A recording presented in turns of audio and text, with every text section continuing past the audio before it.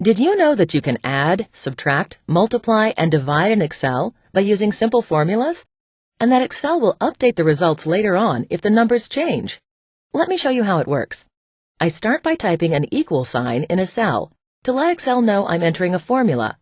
If I want to add two numbers, I type the first number, then the math operator, here a plus sign, and then the second number. Notice that at this point, the formula appears both here in the cell and in the formula bar. When I press Enter, I see the calculation results in the cell. When I select the cell again, I see that the formula used in the calculation appears in the formula bar. In the same way, I can subtract one number from another using a minus sign to indicate subtraction. I can multiply two numbers using an asterisk to indicate multiplication, and divide one number by another using a forward slash to indicate division. Excel goes one step further by giving me some pre-written formulas called functions. For example, I use the sum function all the time to find totals, such as the total monthly entertainment expenses that you see here. First, I select the cell where I want the total to be. Then on the Home tab, in the Editing group, I click Sum. Let's pause a moment to examine what we see at this point. First, notice the marquee surrounding the cells included in the formula. In the cell I've selected for the total, the parts of the formula are displayed, starting with sum, which is the name of the function. B4:B7 is the information, the argument, that tells the sum function what to add. Notice that the argument uses what is called a cell reference, B4:B7, instead of actual values. Cell references identify individual cells by column heading, such as column B, and row heading, such as row 4. The colon in this formula indicates that the cell reference is a range, including cells in column B, rows 4 through 7. We'll talk about cell references more in a moment. The parentheses separate the argument from the function. The screen tip shows how the formula is written. Okay, back to the task at hand. When I press Enter, I see the result of the sum function in cell B8. When I select the cell, I see the formula in the formula bar. Although that didn't take much effort, sometimes it's easier to copy a formula rather than create a new one. For example, to get the total expenses for February, all I have to do is copy the formula I created for January.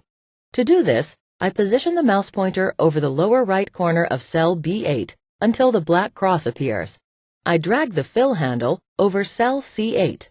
When I release the handle, the February total appears in that cell. If I click the February total, I can see in the formula bar that the cell reference automatically changed to column C instead of column B. Now let's say that I forgot to record a video rental for February. I click cell C5 containing the February video rental total and type an equal sign, the original entry, a plus sign, and the additional amount. Then I press Enter. Did you see that? Excel automatically updated the total for the month from $126.92 to $130.92. That's because the formula used cell references rather than actual values.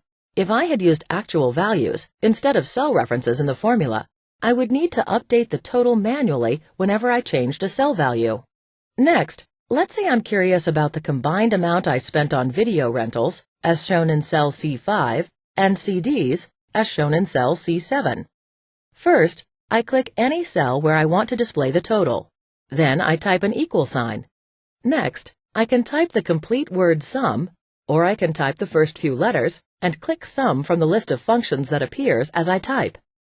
I can click cell C5 to include it in the argument, instead of typing C5. I type a comma down in cell C10, and then click C7. Did you notice that I used a comma instead of a colon to separate the cell references? That's because I'm identifying specific cells to include, rather than a range of cells. Finally, I type a closing parenthesis, and then press Enter to see the total.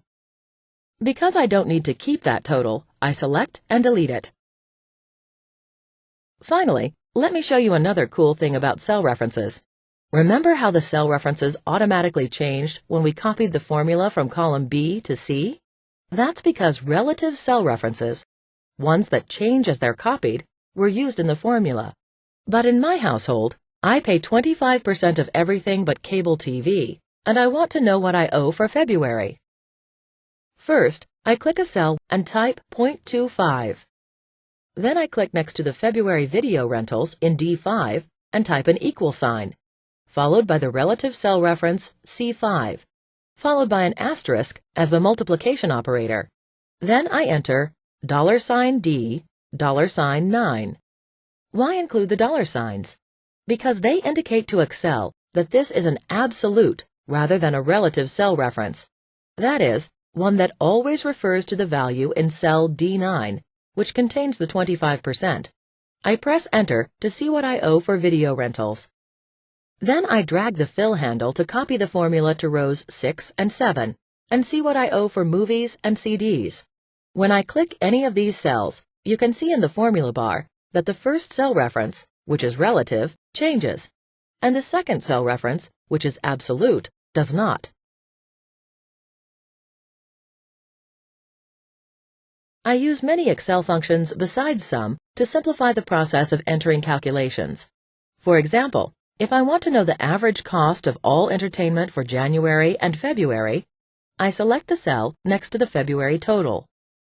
On the Home tab, in the Editing group, I click the Sum down arrow this time, instead of the Sum button. From the list of handy functions shown, I click Average. I press Enter, and Excel displays the average cost in the cell. No. I guess it displayed some hash marks instead. No worries. That just means the cell's too narrow to display the results of the calculation. If I drag a column boundary to widen it, I see the results I was expecting. Before we finish, let me point you to a plethora of functions to explore on your own. Just click the Sum down arrow, and then click More Functions. You can choose a category first to narrow the list. When you select a function from the list, it is described briefly here, and you can click Help on this function to find out what you need to know. You pick the function and let Excel do the work.